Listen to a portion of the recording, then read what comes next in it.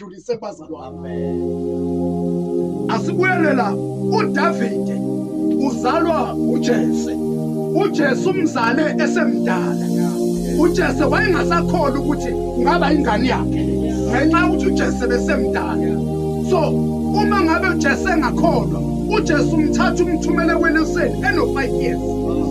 Uyise kweLuseni kanti ngalesa sikhathi umuntu ebeye kweLuseni eno25 years kuyikhane eqale kwelusa. Kodwa ngoba lo uyise akakholwa ukuthi ingane yakhe umthumele kweLuseni eno5 years. Lapha kweLuseni kukhona amabhele, khona ingonyama, khona lonke uhlobo lwezinto ezingalimaza umuntu. Endi uMalusi kudala ubengahambi emva kwemfuyo kodwa behamba phambi kwakhe. Okokuthi noma kuqhamuka ibhele ngiyaqala ngasho uMalusi before lifike emfuyweni. uDavide uyamthumela uJese uyamthumela ukuthi akahambe kweLuseni.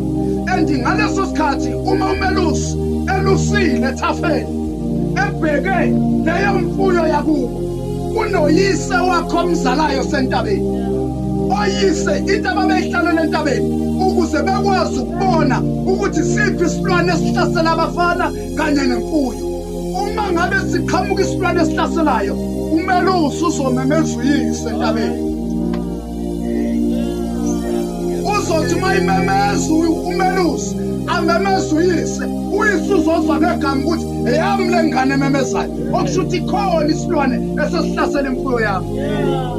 Ebese yayethuka ngoba ubaba akathuli uma sememeza ingane yakhe. Akekho baba othulayo isimemezile ingane yakhe. Haleluya. La kuDavide nginenkinga. La kuDavide nginenkinga. Nje sihlalele ekhaya. Akekho entabeni la khona amanye amadoda abheke ingane zabo. Asibuyela nake. Abafana belusa imfuyo, amadoda alusa abafana. Okay. Abafana belusa imfuyo, amadoda aluse abafana belusa imfuyo. uDavide yena welusa imfuyo kodwa akalusa umuntu. Ngokuyisa akakholwa ukuthi ingane yakhe ngona mkhaphele endle ukuze noma engadliwa zilwane. Davide wayibuka lento. Babememeza bathola usizo. Nomunye aphinda memeza bathola usizo.